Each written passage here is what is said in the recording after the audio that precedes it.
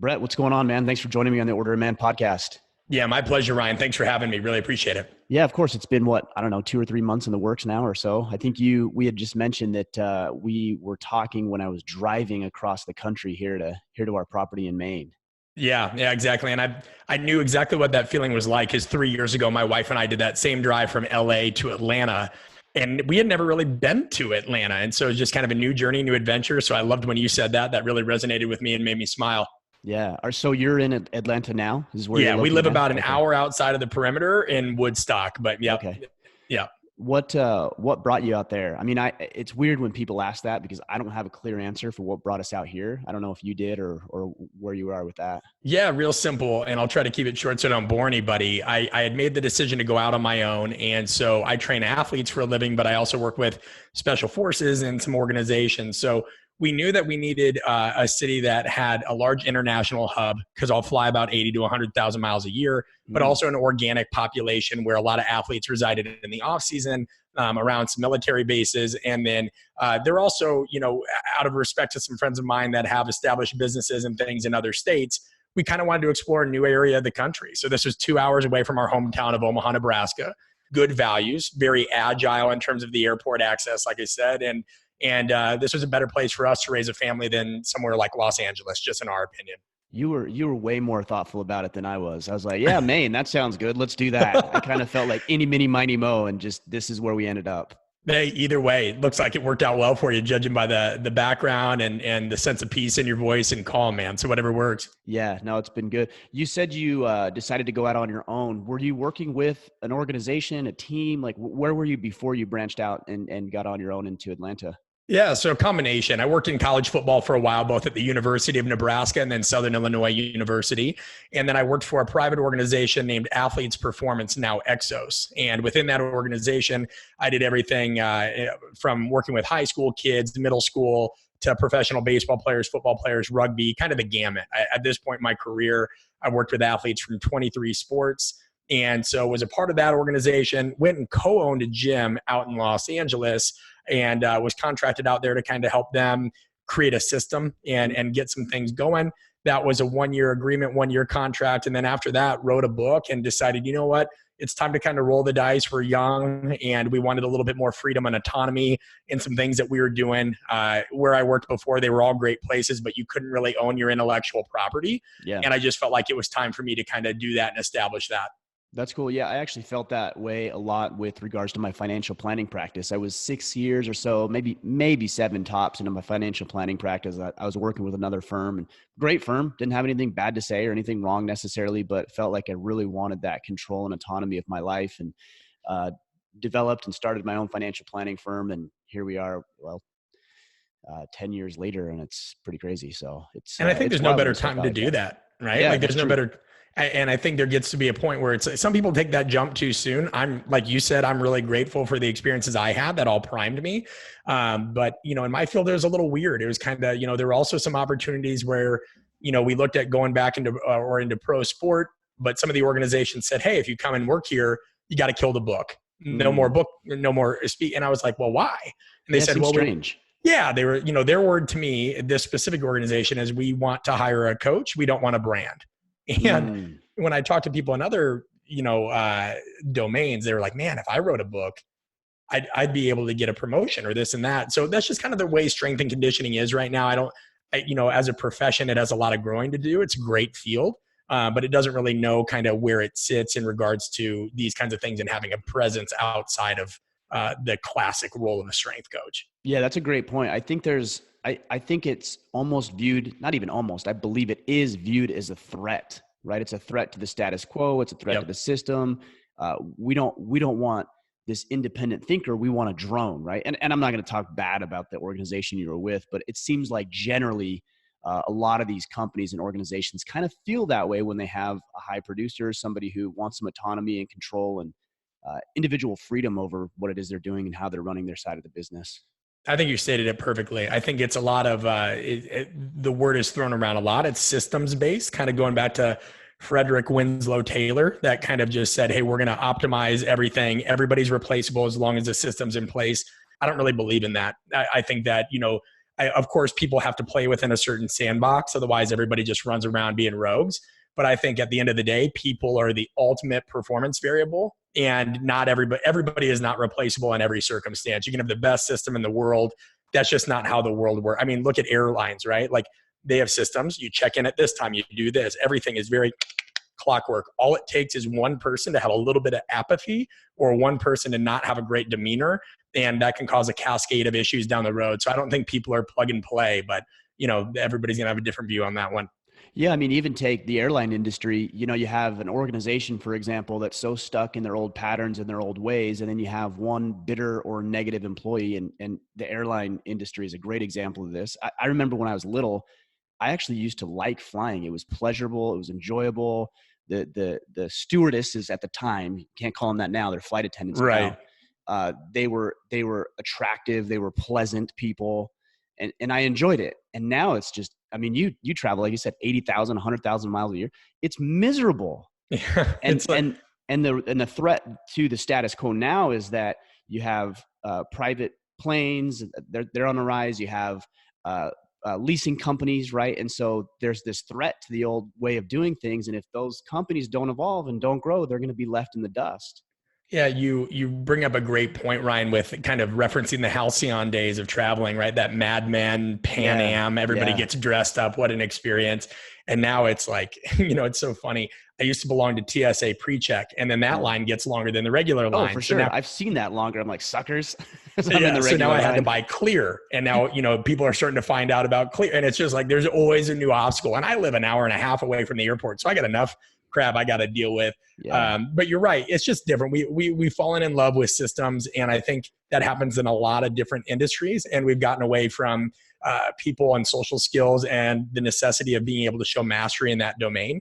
And I think people always kind of refer to that as soft skill, but man, there's nothing that brings harder results and more concrete outcomes than somebody that knows how to interact successfully and read people. So it's funny to me that during a time when technology reigns supreme, we've kind of offloaded those as kind of like a nice to have and not a need to have. I think that's a big issue. Yeah. And I think there's a lot of humanity that's stripped away from it as well. And the more we move into this technologically driven world, I think the more that people are going to crave and starve for human and personal interaction. Agreed. And that's the thing that's going away, it seems like. Yeah, and I'm almost interested. I know this is your show, and I don't want to, take over and ask you a question. But just studying your history, I mean, I remember you talking about you never had a kind of a permanent male role model in your life, and anybody that you did, right, was kind of it just wasn't the best example, right? Less than stellar example. Where did you really start to hone in and get more of a mastery of interactional based mediums, and everything you're able to do with the podcast? Where did you start learning more about people? Was it first introspective? Was it learning more about yourself, or was that something have you always studied other people and been inquisitive? I would probably say that it started in my financial planning practice when I realized what had happened. And this actually ties into what we're talking about is you think about the financial planning industry and all the advisors are the same. They're middle-aged, old, slightly overweight, white guys, just like teaching you how to pitch and how to like ask for referrals. And it's like done all the old way. Right. Yeah. And they sit in their high chairs. They're quite literally higher than their clients behind this big, huge, gaudy desk. It's a miserable experience. And that's who I learned the financial planning business from. And I wasn't having success, obviously. Sure. So I had to figure out how to make it work with myself and with a different clientele. And I really started, the way that it started is I put together CDs that would have my sales presentation, if you will, on it. Yep. And I would give it to prospects. And I noticed that people were coming in and I wasn't having to sell them when they came in because I had already qualified them because they listened to the CD and decided based on that CD if they wanted to work with me or not. Sure. Yeah, and that's really, I mean, long story short, that's really how I realized that, this audio thing is pretty powerful and you can connect. And I started another podcast. It's a whole other story for the financial planning thing. But then I just started studying people and how they were interacting. And I look at great interviewers like, Joe Rogan's a great example. My friend Jordan Harbinger is another great example. Lewis Howes is a great example. There's so many great podcasters who I don't use the term interviewers, but more conversationalists. Right. That's right. Actually interested and curious about people. Yeah, that's a huge thing, right? Is being able to, I think people often confuse too, and I'd love to hear your take on this, because being interested in people means you know how to listen, not just Hmm. hear. Like I Yeah. always say, hearing is a physiological act, right? We can discern what a sound is. We hear something fall. What was that? Is it a threat in the environment? Is it a baby crying? Whatever. Listening is a decoding. It's more of a cognitive act. So one's Hmm. physiological, one's more cognitive. It's all right. Now, how do I decode what Ryan's saying to me? What's the surrounding context around that, and then how can I complement that? And that, I always tell people, that's why coaching and conversation is just improv is never about being the funniest person on stage. It's about yes and. So you give me something great, I build off that, and by and large now we're building honest rapport. We're not waiting for our turn to speak. I'm actually taking what you give me and being truly interested in that, and I think that lacks in most people. And the folks that you mentioned are all great interviewers for that reason. They're curious. Right. Right.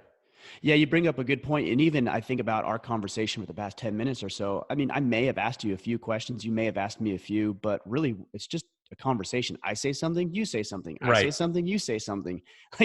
Like these aren't real complex frameworks, but man, so many people have lost the ability to interact with other human beings. Like I've heard that we're so connected. We're connected better than we ever have been, and yet we're so disconnected. We can connect with somebody across the planet easier than we can connect with somebody across the table.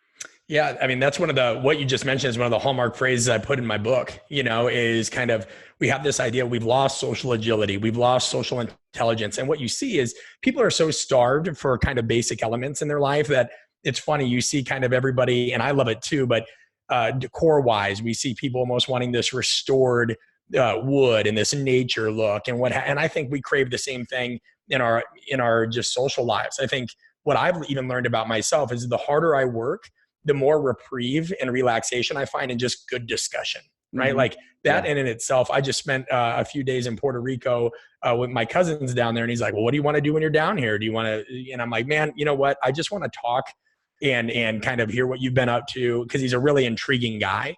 And it's hard to find people that aren't transactional now. It's hard to Yeah. find people that Oh, for aren't sure. takers. I say it's two T's. They're takers or they're transactional. They don't Mm. really care. It's just kind of it's a quotidian part of their existence. What can you give me? All that shit. Pardon my language. And it's just like we've got to find some kind of common ground. And it's like, but we haven't been taught that. What can we expect when the formal education side of things doesn't really deal with this? Like, yeah, you maybe take a sociology class and you take a psychology class, but how many people really are able to think on their feet, adapt on the fly, take what somebody gives them and build off of that in a way that's actually intentional, in a way that's authentic, in a way that's actionable across domains, no matter what your profession is?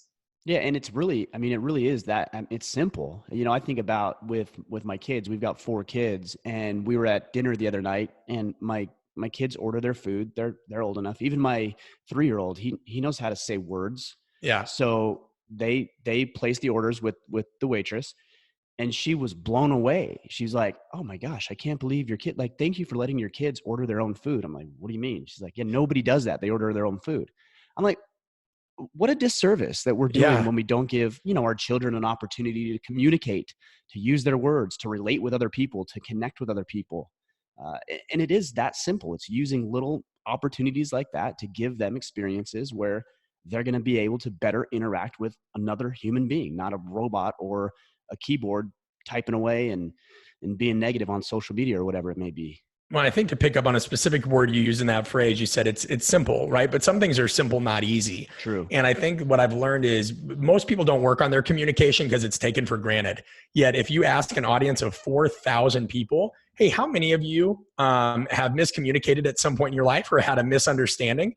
Yeah, everybody's going to raise their damn hand if they're honest, right? Yeah.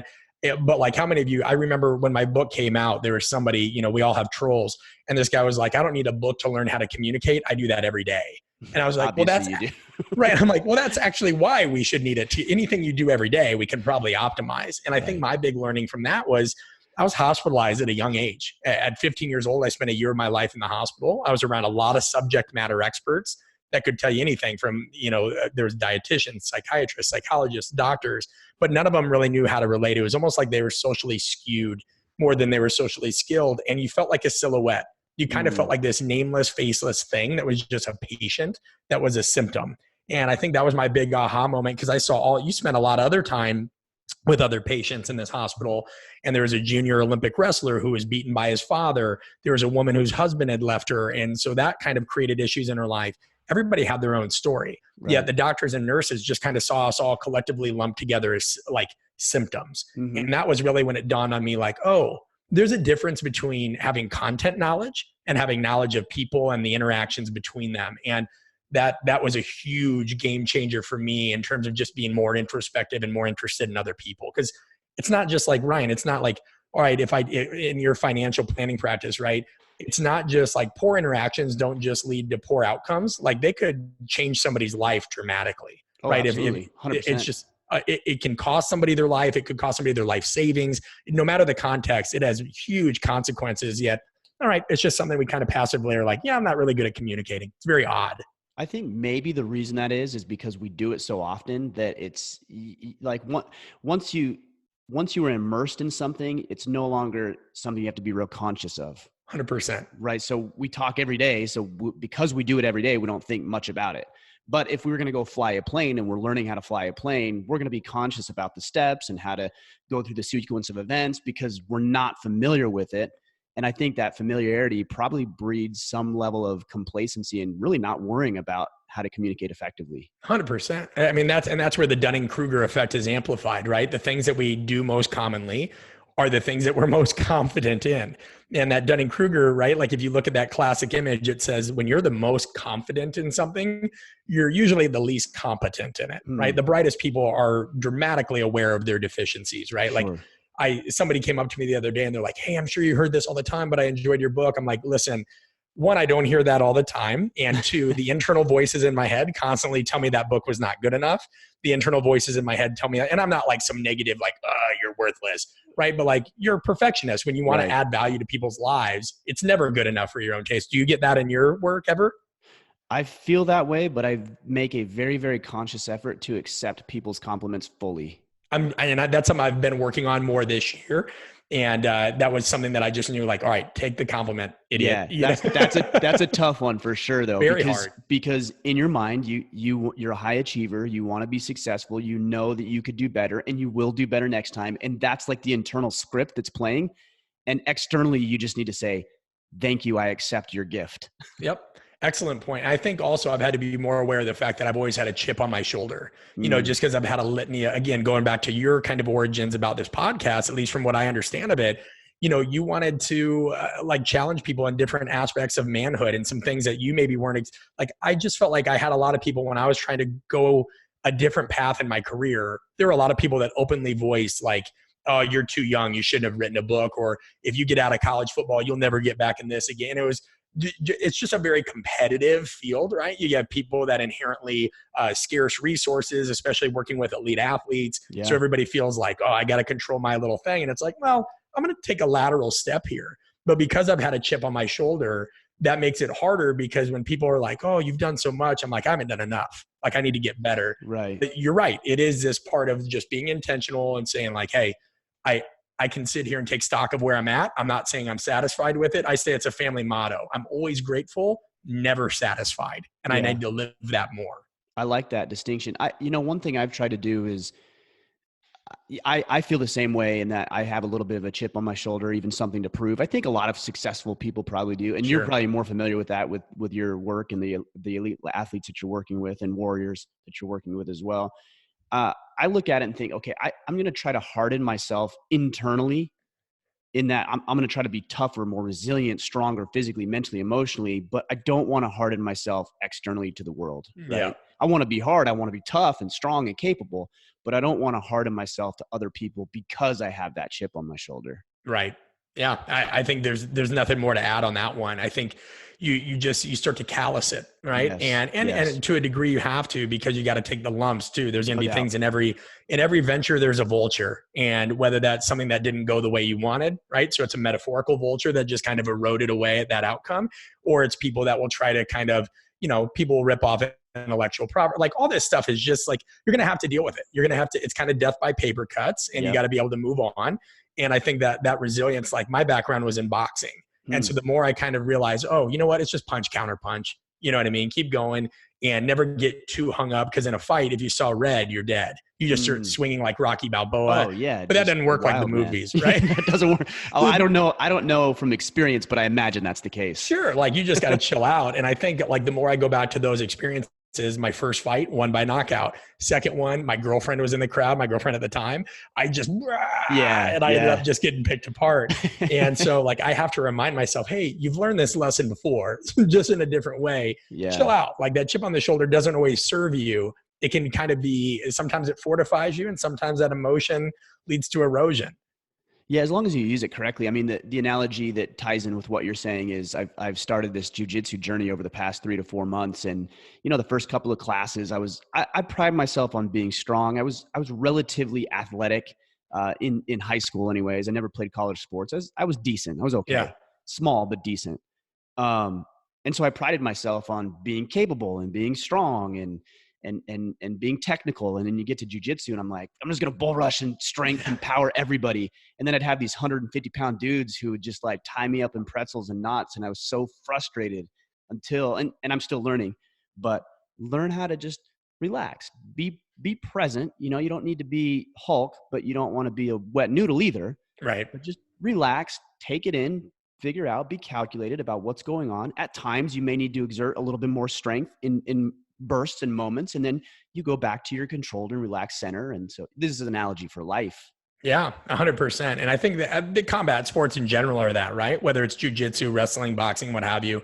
And I'm expecting my first child in December. And I know that's something that I'll get them involved in some kind of discipline. And we had a neighbor one time that's like, aren't you worried about this? I'm like, listen, like they're going to be exposed to a lot of things in the world. I can worry about all this stuff all I want. I'm not saying that I'm going to put the kid in like a blood sport death ring at 4 years old, right? And he's going to get head kicked. Yeah. I'm saying the kid's got to learn what it's like. I didn't learn. My biggest issue was I didn't know how to deal with failure early on. I internalized. I played baseball my whole life too. And if I struck out, I was that kid that would be OCD at the batting cages the next day, for 3 hours. And combat sports helped me deal with that. Combat sports helped me deal with like, no, man, it's just you. And you know what? You took the L and now you got to go back and learn how to fight this situation. And I felt like and I still know a lot of friends that are scared of failure. And I think the earlier you can learn that that's just an inherent part of life that you've got. I mean, how boring would it be, Ryan, if we were successful at everything? Like, what would you learn? And so that just kind of led a hallmark tenet of mine. I say, don't trust anybody that does not tell you about their failures. Just don't run. Yeah. Great point. And, I mean, failure really isn't a permanent status either, unless you voluntarily decide that it is, right? I'm a loser. So now you assign some sort of weird meaning to it and you place yourself in the category of loser, and then you are a perpetual loser because you've decided you want to be. Yeah, I think the only time you really lose on anything, I think the only is when you don't, and when you go through life perpetually without putting skin in the game. Mm-hmm. I think at some point you've got to have skin in the game in what you do, and not everything. I don't really like that quote of how you do anything is how you do everything. That's not, I don't believe that to be true, right? Like I had to take a math class in college that had no bearing on anything I was ever going to do. Did I approach it with diligence? Sure.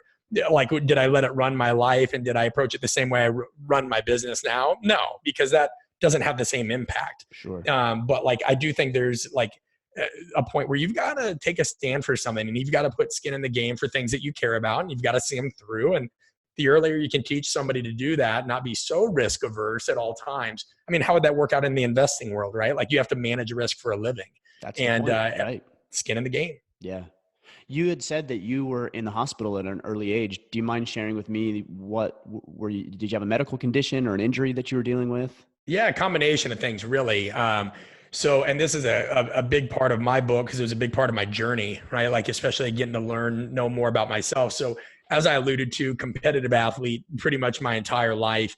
And I went to a high school at a point in time where, there were kids that like we came kind of from middle income family, what have you, but the high school we were going to, pretty well-to-do kids, right? And so I was kind of shifting gears, wasn't going to the same high school as many of my friends. But around sophomore year, the social group that I had hung out with, which was mainly other athletes and things like that, a lot of them got into hardcore drugs. And I don't mean like casually drinking beer and smoking some weed in their parents' basement. Doing what every high school kid does, right? Yeah. I mean, it got weird to the point where like the person's house we used to hang out with, almost like overnight, you went over there and people were doing meth and coke and or the people involved, people were doing coke for sure. Jeez. And then like there were other kids in the high school that got hooked on meth, you know what I mean? Like, and one of them was like my best friend at the time. Like his sister dealt meth and then he got into it. And it was just kind of like, holy, this is not my crowd. Like people just getting blitzed all the time, drinking, doing coke. Like it was just kind of a weird deal. It wasn't my bag.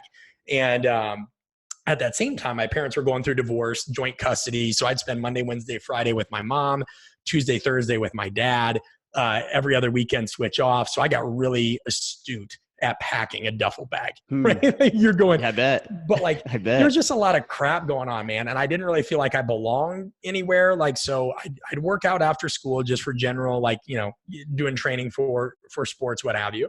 But then I'd go home. You wouldn't feel settled at home, or you'd hear your parents fighting. So I'd go work out again, because that was just kind of how I dealt with anxiety, or it just got me out of the house. Sure. And then, ever since I saw one of my first like Rocky movies when I was a kid, I obsessively started doing push-ups and sit-ups every night, like Christian Bale in American Psycho. Really? So yeah. So like, I just started going down this path, man, where, how I dealt with anxiety, how I dealt with a lot of the changes in my life was through training.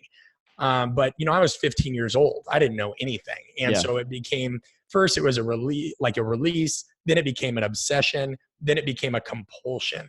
And I was reading, these muscle magazines at the time of how to get lean and ripped. And this was like right during the nexus of low carb and low fat. Okay. So like any good extremist, I did both. Of course. Why not? I mean, why not? Go big. So, right. So I'm working out. I'm a high school kid working out 3 times a day, all the time, basically eating egg beaters and turkey bacon.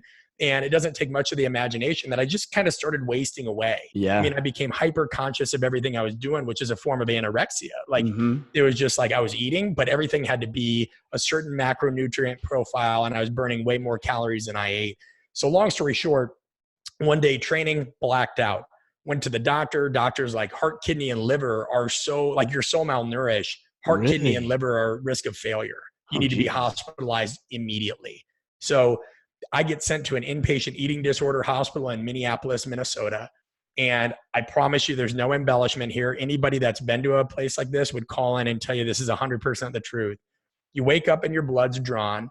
You're in a gown. You can only shower if you meet a certain BMI of all things. So for the first 2 weeks, I couldn't shower because they thought the initial shock of hot or cold would send me into cardiac arrest. Oh, really? I was going to ask why they wouldn't let you shower, if it was like punishment or something. But point, holy cow. At this point, my resting heart rate, man, and this isn't a good thing, right? This isn't like an endurance athlete, who's otherwise healthy bragging. My heart rate was around 35 beats per minute. I mean, I had gone from 135 pounds as a high school freshman, which is what I was just naturally at that time. I weigh 195 now, but to about like, I got down to like 95 pounds, man. And none of this was shit I realized, because it was a lot of depression. Like it was just, you get on autopilot, and I just knew that I didn't feel weak, but I was so pissed. Like I just kept defaulting into my drug of choice, which was training. Ryan, you're made to sit in a day room surrounded by plexiglass where you're under constant observation by nurses. And if you fidget, if you stand up, if you do anything that burns more calories than just sitting, you get reprimanded. You get one warning. If you get a second warning, if you get a third warning, you're either made to drink a Boost, Ensure, or you're fed intravenously. Oh my goodness. When you do eat, it's hospital approved meals. You have to select based on like kind of the diabetic chart. So you have to have a certain amount of fruits, vegetables, fats, proteins, milk, dessert, all this shit. And then you eat at a glass table with nurses on both sides, kind of bookending. And the glass table is because certain people will try to hide food and do it. But like, it gets so weird that let's say you had pizza that day. If any remnant of the sauce or pepperoni grease or whatever is left on your tray, you're either made to like lick that up, like unceremoniously, like, cause every calorie has to be accounted for. And if you refuse to, which I certainly did a couple times, cause it was just demeaning, right? It was just like, screw you. Like I'm a high school, like not doing this.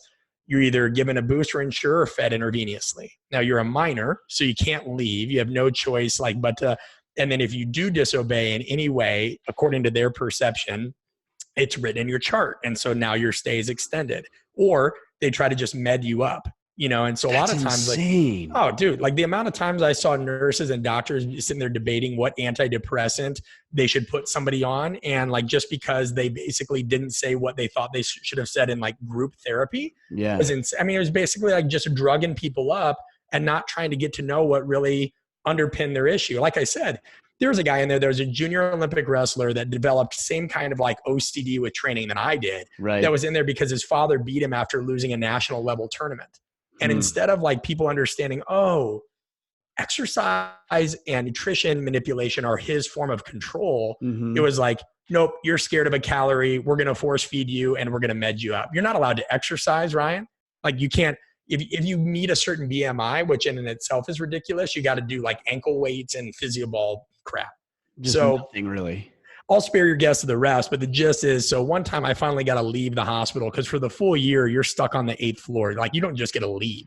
Right. I mean, even to use the restroom. You were there for a year, you said? Yeah. I was there I spent my 16th birthday in this hospital. Oh my goodness. And I remember leaving and I went to a Barnes and Noble and I bought 2 books. Well, I stole them and it was like Complete Conditioning for Football and then a nutrition book.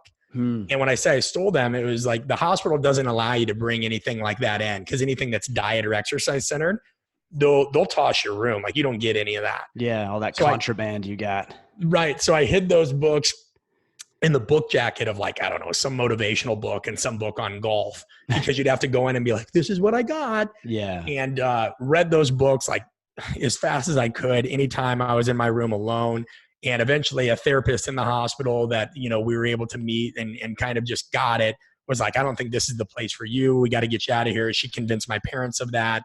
And so basically after learning everything I could about nutrition and proper training, within a month of getting out of that hospital, I put on 3 months, I put on 54 pounds and never looked back. Wow. And that's when I knew, okay, I want to get into a field where I can learn how to optimize the body the right way and where I can help people from a psychological standpoint. Because it was just like you, right? You didn't have these role models. Like my role models were like these negative, power dynamic, manipulative people that were supposed to be in positions to help others. And instead, their inability to get to know what drives people cost some people their lives. What was the difference for you a year earlier when you were responding to this stuff and you had the compulsion and things like that negatively versus you a year later learning some of this information and then using it in a constructive manner, using it as a tool for productivity rather than self-destruction? Yeah, I think there was 2 things, man. I mean, one, just learning more about the body in general helped. I mean, you'll still read stuff that'll be like, oh, to lean out, you got to burn more calories than you eat. Well, that's not true. Most people have basal metabolic rate where you need a certain amount of calories, whether that's 1,200 or 1,800, depending on a variety of factors, just to survive. Right. You know what I mean? Right. But like, I didn't know that. Again, I was taking whatever I read in these muscle magazines at face value. So as you a were kid, calculating how many calories you were taking in versus how many you were burning solely through 100%. exercise? Yeah, I had those weird books that told you like what a chicken sandwich at Hardee's had, Right. It's just information wasn't like it is now. I mean, people have access to all kinds of subject matter experts. Then, you read Muscle and Fitness or you read Men's Health and you read this stuff that was meant for a completely different audience and a 15-year-old who is obsessed with this stuff and taking it 20 levels above. And so, I would totally do that. And then I think too, I just got a little bit better hold on my personal demons, man. I mean, when you're in a hospital for a year of your life where you can basically color and journal and like, you can't even watch rated R movies or anything it's all got to be approved because it's just it could send a message that quote unquote triggers somebody else. You're in a day room with 20 other people. It's like child daycare. Wow. And so you have a lot of I just listened to a lot of music and I learned how to deal with my shit in different ways. And I was just like, you know what? Like, I got to get out of this. And I think a big issue, man, is I just never really related to like the high school. I felt like at a young age, I was a really serious kid because I saw a lot of my family die early. And so I think it was ingrained in me that like, we're not really here long. And so when I'd look around and see people just getting wasted and doing other stuff, it wasn't that I felt like I was better than them. It just felt like I didn't relate and I felt lonely. And so this other stuff helped me deal with that what changed is once I found, all right, now I could dive full into social dynamics and human performance. That's where I poured all that energy that came from that anxiety. I felt like I had found a path. And when I got to college, it was game over. Everything was geared towards that. And I kind of felt like I had true direction. Does that make sense? Oh yeah, 100%. Well, I guess the natural progression of this is then how do you take that? Because the way that you approach, let me back up. Yeah. What in what roles did you serve with the teams and the organizations that you worked with? Because Yeah. obviously strength and conditioning, but it seems like there's more to it than simply getting strong.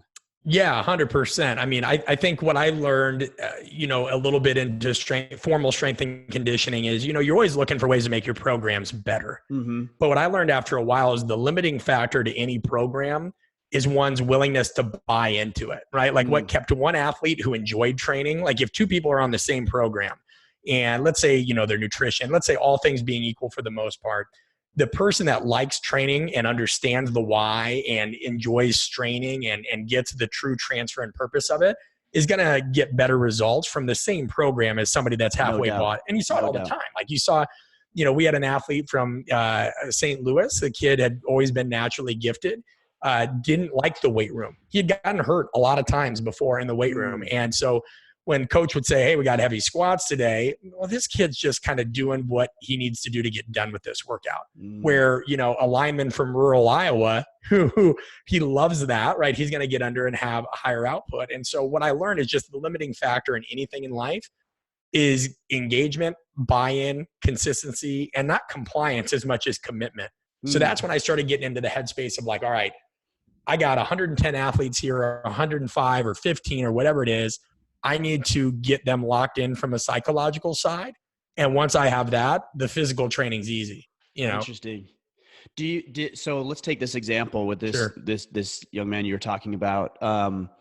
Did you change the programming or did the programming stay the same? And once you kind of backed into it from the psychological, motivational standpoint, the programming became a non-issue? In this instance, the programming stayed the same. How I spoke to it was different, right? Like, so this guy just cared about speed and he had a friend that got injured with a devastating ACL injury. So he kind of had this drive to acquire a certain status, wanted to be the fastest guy on the team, but he also had this big loss aversion kind of dynamic. I don't want to get hurt. Right. Yeah. So, now you target everything to there, right? The lineman, like that dude just likes getting strong. So I'm like, hey, bud, get to push some weight today. And he's like, he's geeking out. Yeah. This guy, I'm just like, listen, dude, like, I know this isn't your favorite thing, but this is going to help you get faster. And then for every 1% increase in quad strength, which squats are going to help you with, you have a 3% decrease in ACL. And like, he's like, what? And that kind of statistic really, piqued his interest. So there's a lot of influence tactics you can use and all of them ethical. Influence just means to bring about change in one's psychological environment. Yeah. And it's no different than a hammer, right? A hammer can be used to bludgeon somebody or it can be used to build a house for the homeless. So people tend to hear influence and manipulate and they think a negative connotation. Well, guess what? Everybody listening to this has manipulated the volume or manipulated their air conditioner. It's all context relevant. So what I learned is through the research is there's 11 primary different influence tactics you can use when dealing with others. And so I'd stumble on this and I'd be like, wow, like I already do these 5 things. Now I can periodize my interactions with people just like I can my programming. And so just change the way you speak to things and learning how to talk in color. Yeah, that makes sense. There's a book by Robert Cialdini. It's called Persuasion. Or I think it's called, you read it? Okay. Yeah. Persuasion. Well, that's the newest one. Yeah. Right? So influence was his kind of influence. That's what I'm thinking. Yep. Yeah. Influence. And he talks about that. Of course, now he's studying con artist is what he's studying. Right. But he's teaching you the manipulation or influence tactics. Now, the way that you use them is what makes them moral or not. 100%. Right? And so just like anything is about that. It is about influence. It's about getting people to respond in the way that you want them to respond. Right. And this was really important because my doctoral work now focuses on this because I went from working with athletes to now working with teams and organizations in dealing with this. So, I'd gone and spoke about this at Microsoft, special forces communities, different things, but I knew I needed to get really clear about what the definition. So when we look at power outside of a training context, let's say power dynamics amongst people, power is defined through the research as the ability to bring about change in one's psychological environment. Influence is the use of that power to bring about change, right? So power is the ultimate objective or the outcome of the influence used. Is that very well put? And to put it in a training perspective, right? We know that the definition of strength is the neuromuscular system's ability to produce force. That's the true definition of strength. Now, is it just, you say, I'm going to back up here or slow down a little bit on that. You say say that again. Strength is the what? Strength is our neuromuscular system's ability to produce force. Okay. So it's not just neuro, mind or brain, but it's physiological too, as far as how big the muscle is or how dense it is too. Is that what you're saying? Sure. Right. Okay. And that's why, so you've got to have the neuromuscular component, because the neuro, right, is the signal to send an impulse to facilitate muscle contraction. Right. But the muscular part is, obviously we have to have a cross-sectional area and certain things that allow us to produce force and leverage. But yeah, because you're not going to will yourself into strength. That's not how it works. No, that's not right. There's you might will yourself into doing some squats, but you're not going to will yourself to be stronger. Right. And just like that, so I'm trying to draw the similarity between, like you said, power is a byproduct of the influence tactics that we use, just like strength is a byproduct or outcome of the training tactics that we use. And so that's where I started to get really clear about, all right, if we're teaching people the ethical use of these strategies to get better engagement, to drive better outcomes, to help them from themselves, to open up conversation, we need to really get clear on the definition of those things so that we don't demonize them, in lay literature, or it's just like people, again, they think power and influence and manipulation are bad. I'm studying and trying to bring to light the ethical use of those things and show that's really every day. Every day somebody asks somebody to do something for them. That's some form of influence. Mm-hmm. You ask your wife to do this. Wife asks you to do that. You make a deal with somebody. Hey, can you cover lunch today? I'll get it tomorrow. That's an exchange influence tactic. This stuff it's everyday stuff. You just maybe don't know what it's called. Yeah. And I think understanding the meaning behind it is critical. Words are nothing more than noises that our bodies make. We assign the meaning to it. Collectively, we assign the meaning to it. And if we're going to have a discussion, for example, this podcast, then we need to get clear and make sure we're talking about the same things, or we're using the same definition for the words that each of us, or the noises each of us are making, right? I agree. I mean, I got a lot of heat because the word buy-in is a part of my book title. And there was somebody who was like, well, I don't like this term. It insinuates that we're trying to sell somebody on something. And I go, well, yeah, you are. Like, that's what you're trying to do. If I'm coaching an athlete who just signed a $30 million deal and he steps in front of me and sees a 5'8" white kid from Omaha, Nebraska, right? Like, and I'm telling him, hey, I'm going to be able to make you stronger, faster, more agile, what have you. I'm selling this individual on a future result he can't see or feel yet. Right. It's not like test driving a vehicle. Like, you can get behind the wheel. There's a lot of trust. And so in the book, I make it very clear, buy-in is synonymous with trust, and that's like, you're right. You have to get really clear on nomenclature. If somebody's bought in, that means there's a level of trust there. There's commitment. It's not just compliance. Compliance, Ryan, right? Like, somebody's compliant. They'll do something, but they're probably not going to feel good about that and throw their full weight behind it. I mean, with my kids, like, I ask them to do the chores and they're compliant because I'm the dad. You're the dad. Now I try to develop trust so they see that doing chores, although it may not be pleasurable, is part of being a member of the family, and the I wouldn't say downside, but the responsibility of having a beautiful home to live in. Yeah. So I try to get those things, but yes, compliance is sometimes the way it goes. Right. Whereas commitment is like, yes, Dad, I will do this. And with bells on, that's right. They're locked in. And that Ryan is like, hey, do this because I said so.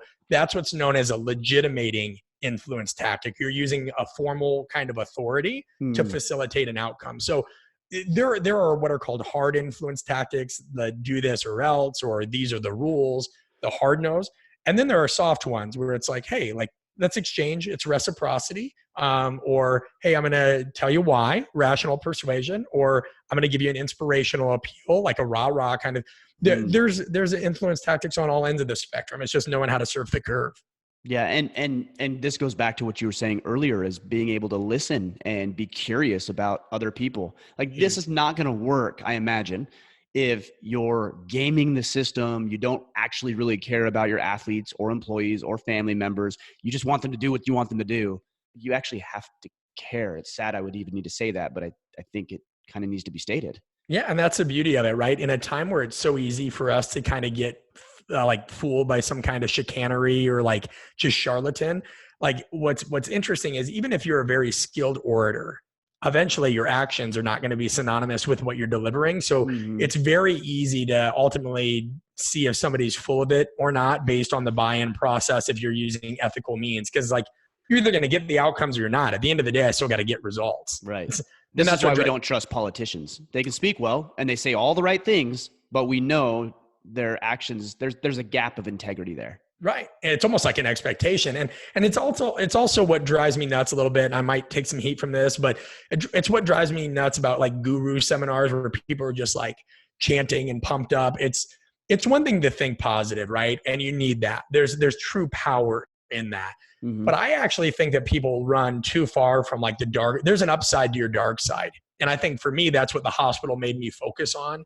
And I remember this quote, I think it was from Carl Jung. He's like, the best way in dealing with the darkness of others is to know your own darkness. And I've probably altered that a bit, but like, he's right. Like we live in a world that even if you're the most positive thinking, altruistic individual, you're going to deal with some a-holes. Yeah. And so with a lot of my work, I try to say, hey, you're going to see these things. You're going to see power dynamic, hungry, manipulative people in the bad context. I want to teach you how to navigate that and deal with that in an ethical way so that we can derive a utilitarian outcome and everybody wins and kind of has a more beneficial outcome, so to speak.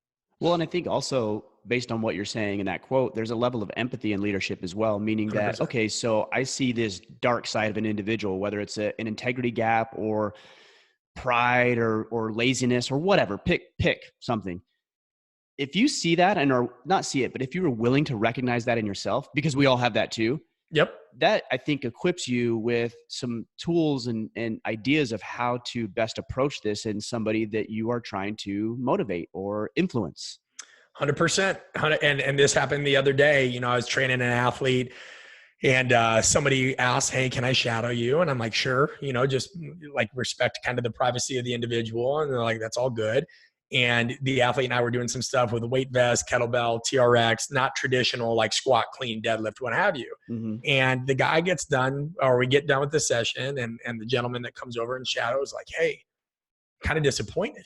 And I was like, well, how do you mean? He's like, well, you know, I've followed you for a long time and I know you're big on the classic lift, squat, like just good old fashioned strength training. And I go, yeah. He's like, I didn't see a lick of that. And I go, well, do you understand who I'm training? And he's like, well, it just looked like a pro athlete to me. And I go, yeah, anything about his background? He's like, no, he had no idea this guy had 13 different surgeries, couldn't do certain things, right? Like had avoided resistance training for almost half a decade. And this was the first time he had quote unquote been under load. And I said, brother, you got to meet people where they're at. You know, like what do I gain if like this guy comes in and I try to force him a certain direction?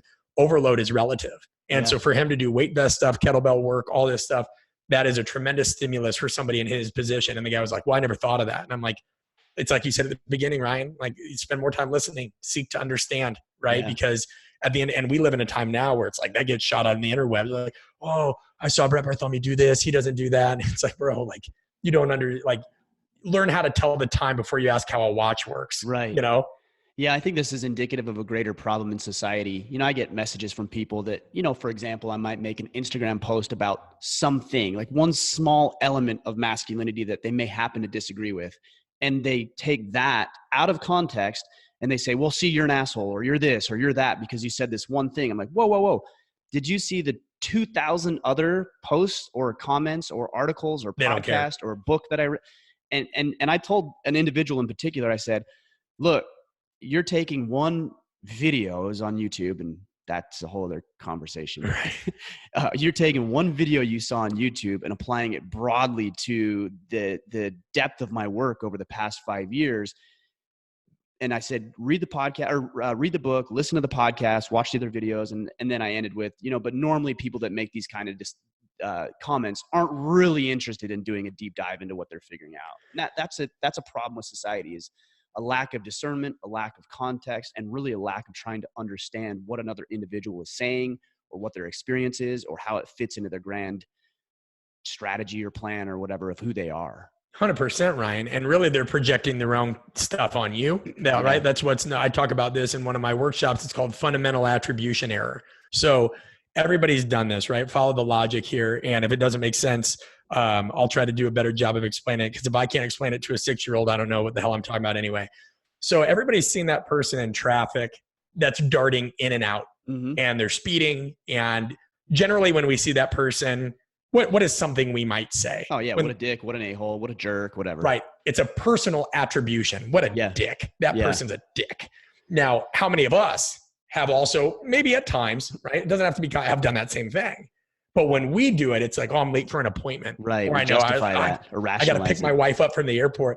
Well, that is now the situation determines it. So fundamental attribution error is just a fancy way of saying we tend to explain other people's shortcomings by, that's a personal trait, right? Like that they're this. Right. But then we rationalize our own through situational variables. So it gives us the justification to behave like that. 100%. And that's what leads to like schadenfreude. Like we find most people will find happiness in other people's suffering if they feel like that person's a threat. We're constantly projecting. Mm-hmm. So the person, Ryan, that sees your post, they so deeply probably want you to be a fraud, or they so deeply feel like they're missing something and that maybe they didn't get that point across themselves that they're going to project that. Somebody did that with my book. They gave me a 1-star review, and it's somebody, I ended up actually seeing this guy at a conference. So I was like, hey, what's the deal with that? Like 1-star review, do you, man? Like if you hated it that much, but like a 1-star review is like the book's falling apart, right, this and that.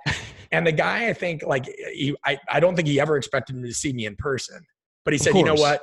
Yeah. Once we kind of got through the superficial part of it, he was like, you know what, man, I've tried putting myself out there and I wrote a book and it got shit on, and I've seen kind of your thing take off. And in all honesty, I got annoyed with that. And he's like, I'll take it down and whatever. I'm like, no, you can leave it up if you didn't like it. But what I found is he was just unhappy because that was a venture that he didn't feel like he was successful in.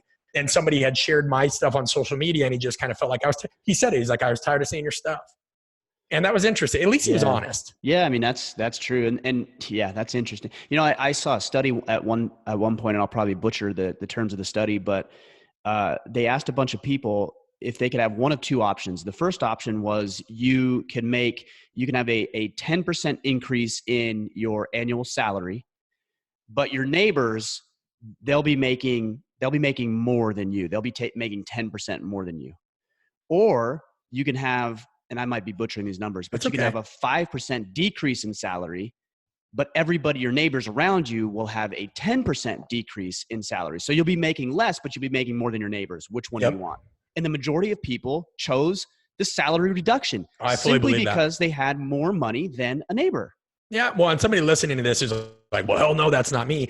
Well, sure, you're an outlier. We're talking about the average myrmidon, right? That doesn't really even think about these things. They're not self-aware. Like people are pretty carnal. I'm not going to say they're evil or anything like that, but like we're pretty base. You know, like I know many of us fancy ourselves to be enlightened things. We're not. Like you look at the sample, and there are a lot of situational variables. Look what happens, man, when there's devastation, like a hurricane or an earthquake. I know there's many of us that would love to think that we're going to help somebody on the side of the road and we're going to do this, but the vast majority of people across the world loot, steal, freak out, panic, get into, and that's just, you have to acknowledge that. You have to acknowledge that's a tendency. You have to work on it. And even if you don't do it at that magnitude, right? Because not everybody's going to loot, but we inherently have selfish desires. And I think that that's the part that, again, goes back into working in communication, is that selfish desires everywhere. So find ways to be more. That's why my book is structured in kind of a know thyself, know thy athlete. And athlete's a universal term. People read the book and they're like, oh, do I have to be a strength coach? I'm like, no, man. I've read other people's books and I'm not like a SEAL and I'm not, I don't own a company in Silicon Valley. Somebody that wants to perform. You want to excel. You want to perform. You want to do better. Yeah. You got to know this self-awareness. And I think that you and I are kind of saying the same thing in different veins, Ryan. Like you got to be self-aware. And that comes sometimes from like, do you feel like not having that formal mentor or formal father figure starting out made you more self-aware because you kind of learned like, oh, this is what I want, or this is how I want to be, or did that not come till later? That didn't come till later for me. I mean, fortunately, we're talking about coaching. I had some great high school coaches that came into my life that really directed me and never took it easy on me, but I never doubted their level of care and love for me. In fact, some of them I still talk with and we're friends today, 20 years later.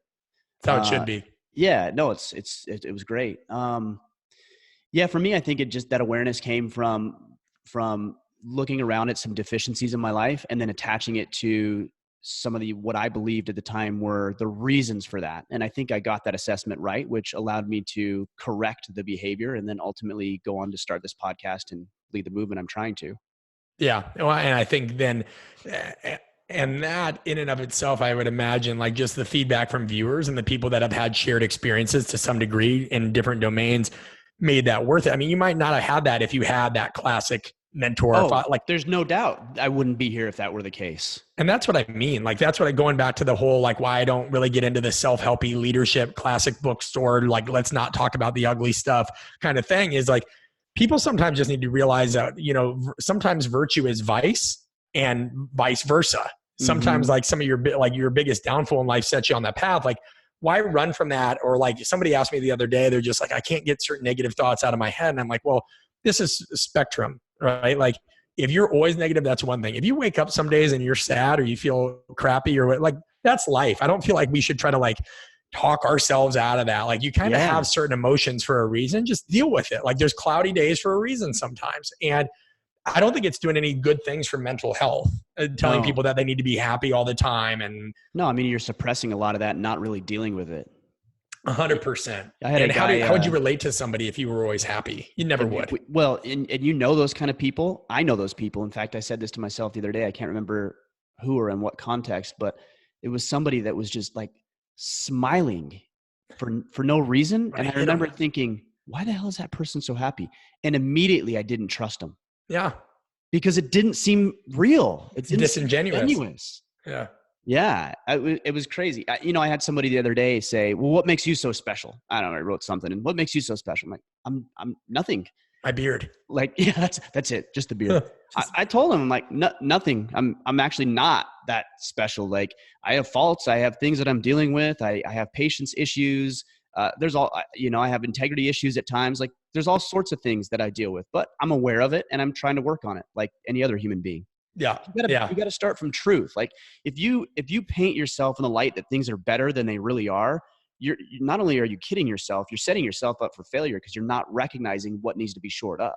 Right. Well, and I'd actually almost kind of disagree with you on that one. One thing that makes you special, if you want to use a different term or whatever, is that going back to what we said at the beginning, you put skin in the game at least. So when people say like, hey, what gives you the right to do this? I go, listen, I'm very clear on like, I don't know everything, right? But at least I'm willing to state what I believe and put stuff out there, man. And so at the end of the day, like, if you have an example and you think this is done better, I'd love to learn from you, but share it, but you know as well as I do, those are the people that don't post anything. They just sit there and like, yeah, like Ken Kniff, creepy in the corner. That is a good point, though. Is like, what gives you the right? Well, I pay the ticket to entry, right? I put myself to your point. I put myself in the game. That's what gives me the right to do it.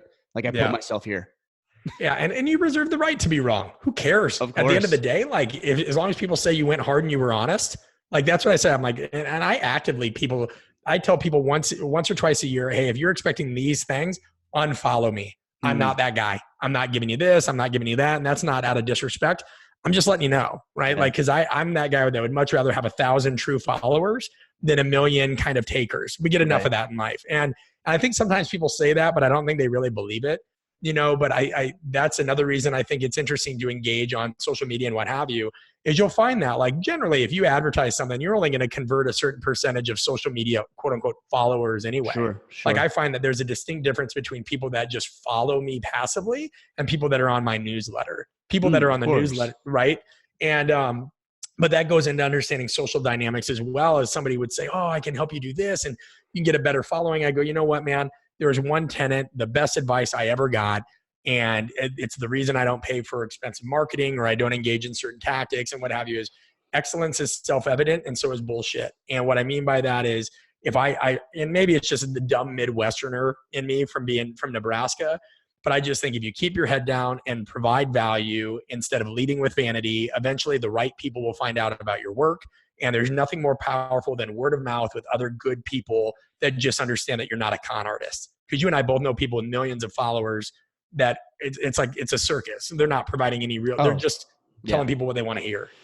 Yeah, absolutely. I want to go back on that same vein about what you had said earlier, where you had this elite athlete and you were talking about you being this 5'8", 195 pound, white kid from the Midwest. Like, why is he going to listen to you? How do you begin to bridge that gap? Because I know there's a lot of people out there, whether it's in an employee or a client coach relationship or a father-son relationship, where they're trying to build that level of influence and trust with other individuals that they may not have it yet. Yeah, if you were to ask me that 3 years ago, I'd go into a long-winded diatribe, but I always try to challenge myself to say, can you explain it in one paragraph, one sentence, one word, whatever. And if I were to put this more in the paragraph side of things or bullet points, there's three phases. And I talk about this in the book: research, relate, and reframe.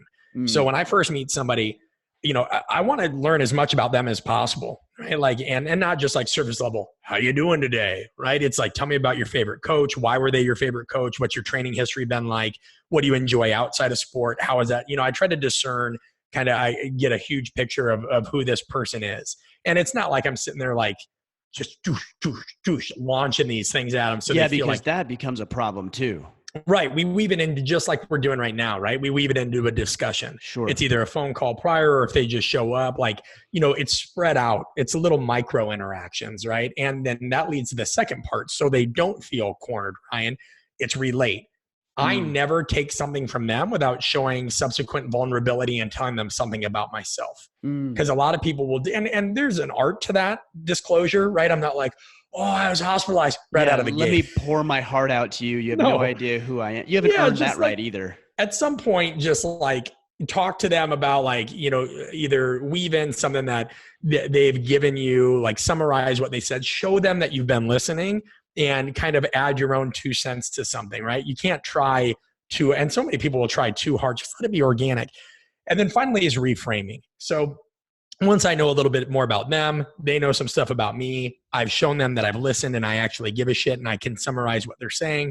Everything I speak to now, it stays in a language that they can understand, right? We gave an example of that earlier with the gentleman that squatting and risk aversion, ACLs freaked him out, wanted to get faster. Whether we're doing plyometrics or some other form of training, it's very easy to talk about, hey, learning how to land correctly, decrease risk of injury, doing hurdle jumps will help the elastic reactive response, help you be more quick. You just have to show people that you really listened. And I do an activity just to give your listeners some kind of value, something they can work on. Might sound super stupid, but just do it. And you'll be surprised at how much more closely it makes you listen. Sometimes when an athlete comes in, I'll challenge myself to begin my next sentence, Ryan, with either the last word they stated in the preceding sentence or the letter of the last word they said. So for example, had a defensive lineman from the Jets. I said, Henry, how you feeling today, man? He goes, sore.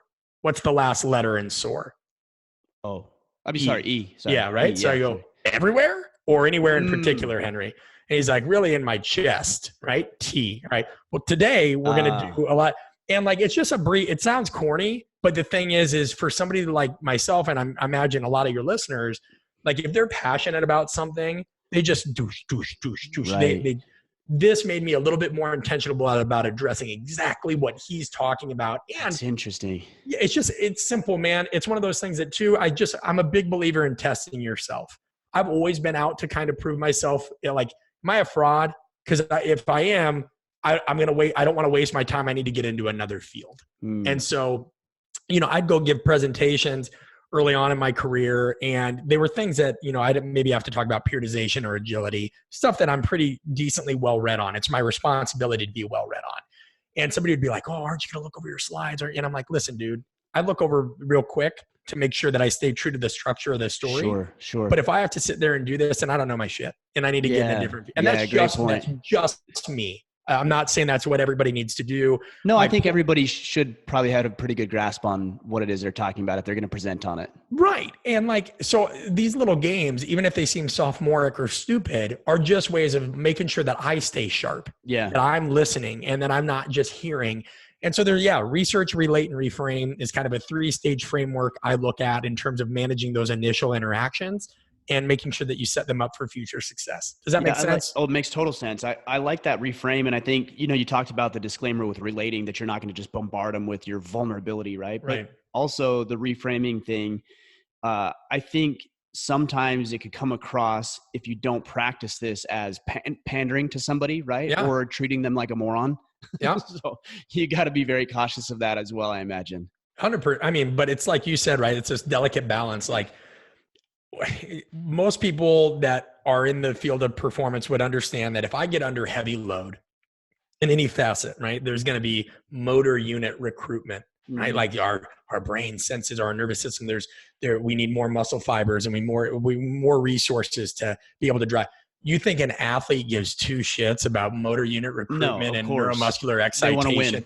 Right. And I was an idiot. I mean, there were times I said, don't trust anybody that doesn't share failures. I remember at 24, I'm working with my first pro athlete and we're warming up and we're doing some basic stuff. And this guy's kind of half-assing it. And I shit you not, I literally am like, hey, it's important you go through the full range of motion here. It gets synovial fluid going and lubricates the joints. And that guy goes, bro, what did you just say to me? And I'm like, well, and like, I was well-meaning, but well-meaning, maybe a little bit ego-driven response, I imagine, comes into play as well. Insecure because I was 24 and I wanted this guy to understand that he was in good hands. Like I put a lot of time into their program. But I also understood I didn't have a beard at the time. They may see a 24-year-old guy that looked kind of baby-faced. Yeah. I was it was my way of trying to say, hey, I know what I'm talking about, and you're in good hands. But instead I was a jackass. Right. You undermined yourself. Yeah. It's just, so I look back on that and that's an example of how to do it incorrectly. But I'd see that with interns. They'd come in and be like, all right, guys, what we're going to do, 45-degree knee angle. That's the optimal joint. And I'm like, dude, that dude doesn't give a shit. Right. Like just tell him kind of this, that. And some people do.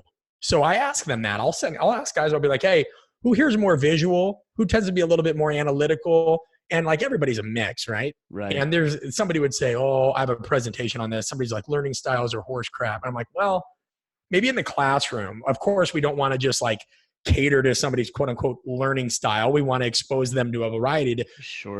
But when you're teaching athletes whole body movements, how to cut and how to catch a clean, if you're not teaching them in multiple ways, visual, analytical, kinesthetic, all that, then they're never going to get it. Right. Well, especially in a group setting too, is if you've got a team or a group and you're teaching one way, well, you're missing 90% of the people there, or 80%, right? They have jagged profiles, right? Like this isn't, that's the core of what we're talking about, Ryan, really, is people aren't one dimensional. They're not. And so if you don't understand the fluidity of social dynamics and you don't understand how to weave those in with an understanding of power and politics and ego and insecurity and schadenfreude and masculinity and all this stuff that you've got to get out of the way, it's wrong. Like, cause this isn't like mirror neurons and sitting there and making sure that you're reflecting their body language. Like sometimes these guys will test you and be like, bro, what the hell do you know about me? And in that moment, you got to be like, all right, how do I address this conflict? Like that's a reality. Well, and I imagine too, with elite athletes, you've got certainly a level of competency. You've probably got guys with chips on their shoulder. You've got egos, I imagine. Like you've got this whole broad range of people who are succeeding at the highest level, and that is going to create some barriers that you need to break down. Spot on, Ryan. And not only that, many of them have worked with guys before that just I got to think about how to say this appropriately, have taken their money and used a lot of BS training methods, and so you might be the fourth coach they've worked with in 3 years. Right. A guy came to me 2 years ago and he was being charged $3,000 a month for basically doing like visual reactive board stuff while wearing mini bands around his knees. And I'm like, so let me get this straight. Weird. You didn't really do any formal training. And then I had another wide receiver that he went to one of these like route running gurus that kind of make these Instagram hype videos. Right. So what they do is they get like Drake on the background and it's just videos of cutting and crazy little obstacle courses. Footwork and all that kind of stuff. Right. Yeah. They're just like, we work, we don't do. And I'm like, we're actually going to break this skill down and we're going to teach you how to, and guys will sit there and be like, well, yo, I had a Pro Bowl season last year when I did that. And so you're like, all right, I've got to figure out how to give them 90% of what they want or need 10% of what they want. Right. And it's bend, but don't break. And so that's an element of it as well. Sure. Is that a copy or a book behind you there? Yeah. So the book's translated in 6 languages now. And so I don't have all of them here, but that's the German version, the Chinese version, and then the US version. And man, it's just a self-published book. So it's kind of cheesy, but like, it's just something I put there because it's a reminder that it was never supposed to happen. I got told by 5 publishers, nobody would care. And then we're coming up now on 100,000 copies sold independently in 2.5 years. It's amazing. It's amazing. Thanks, man. You too, right? Yeah. I mean, the book writing process was not not entirely enjoyable for me, but Me I neither. enjoy getting the word out and spreading the message. And it's exciting that people resonate with it for sure. Yeah. Do people get on you and like, hey, when's the second book coming I out? get that quite a bit. Yeah. And you're like, hey, I almost had a heart attack doing book one. Can you It's like, just listen to the podcast, man. Like I say it all in there. Like you'll right. get what you need from there. Yeah. Yeah. Yeah. No, a book is good because it does digest a lot of different thoughts that are kind of out there and loose into a succinct framework that's easy to consume. So it is well valuable stated. for sure. Yeah. And I found, my book is very different than my podcast, than my online courses. I mean, they're all interrelated, but what I have found is certain mediums are a little bit more appropriate for certain messages, right? Sure. Like you said, you stated it perfectly. The book's good for a concise, collected, concentrated format. The podcast is a little bit more conversational. Mm-hmm. And then my online courses are for people that really want to dive deep. For sure. So for the person that was like, hey, when's your next book coming out? I'm like, well, actually, you want to check out this course because the online course is a sequel to the book. Right. And do you have an online, you have courses coming up, don't you? Yeah. So I have 2 online courses that people can register for any time of year. And then I also do in-person workshops as well. And we're about to launch a new 2-day format. It's called the Art of Coaching Apprenticeship. And so everything within that, right, like is just a little bit more immersive or interactive in some nature, right? And so we try to provide people those mediums depending on what they want. Right. Yeah, that's valuable. Well, we are winding down on time. I want to ask you the first of the last 2 questions, which is, what does it mean to be a man? Yeah, I think for me, it's simply to persist, and it goes into embracing imperfections, you're going to have shrapnel in life. And I found that almost anything that I've accomplished that's worthwhile, if they threw deer on me today, was just because I am a persistent dude. I'm not perfect. My first draft is always crap, but like, I'll just keep plugging away, and it's just brick by brick. So I think to persist and embrace kind of that failure and imperfectness. Otherwise, you're just going to drown in your own kind of iniquity of feeling like I'm never doing it good enough. So persistence. Right on. Powerful. Well, how do we connect with you? Obviously, pick up a book of conscious coaching, learn about the workshops, just find out about the podcast, everywhere we can connect with you. Yeah, the one central database that's easiest for everybody is just artofcoaching.com. There's no "the" in front of it. It is literally just artofcoaching.com. That'll direct anybody to everything else that's going on. I'm most active on Instagram. It's just @coach_Brett B. And again, the website artofcoaching.com will direct everybody to any of those sites, but that's the best way. Right on. We'll link it all up. You seem, obviously you're a very deliberate, intentional person. I'm curious about why art of coaching and not science of coaching, or not art and science of coaching. Like, why art of coaching? Yeah, that's a great question, because I believe that interaction and coaching in general, and we use coaching as a ubiquitous term. So we think any form of leadership where you're guiding people is coaching. Mm-hmm. You don't have to be involved in sport at all. But it's an art guided by science. And so the URL is just simpler, right? Yeah, for sure. No doubt. Yeah. So art of that's the primary reason there. And then it's nomenclature that people are already familiar with. And so a lot of times in my field in particular, people will kind of say, yeah, there's a training side and then there's the art of coaching. And I find from a psychological standpoint, it just helps with callback to keep things familiar, research, relate, reframe. And I think also finally, Ryan, and this is probably the biggest point, is I felt like that term had been bastardized. I feel like people talked about the art of coaching again as like a soft skill. Like you said, it's something that we kind of just look at as we do it every day. And I wanted to show people it's a lot deeper than that. Leadership, coaching, communication is so much deeper, and it's not just this art. So it's kind of a way to hook them in and say, hey, there's more behind the curtain here. Let's find out. Right on, man. I love it. Well, Brett, I appreciate you. I was really blown away with your presentation at Summer Strong, 6-7 months ago or so. And I was excited when Bert reached out and got us connected, because I've been looking forward to this conversation. No doubt. The best. So I appreciate you, man. Appreciate you taking some of your time and sharing some of your wisdom with us. Likewise. Thanks for taking a chance on a relatively unknown guy that doesn't have 8 million followers, but hopefully enjoyed the conversation, got some value out of it. I know I did. Yeah, man. You knocked it out of the park. Appreciate it.